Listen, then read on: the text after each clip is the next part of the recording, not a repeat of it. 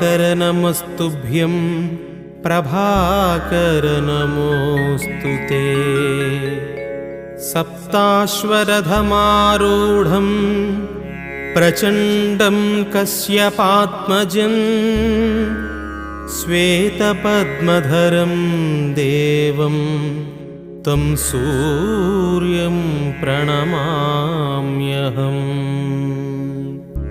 लोहितं रथमारूढं सर्वलोकपितामहं महापापहरं देवं तं सूर्यं प्रणमाम्यहम्। त्रैगुण्यं च महासूरं ब्रह्मविष्णुमहेश्वरं महापापहरं देवं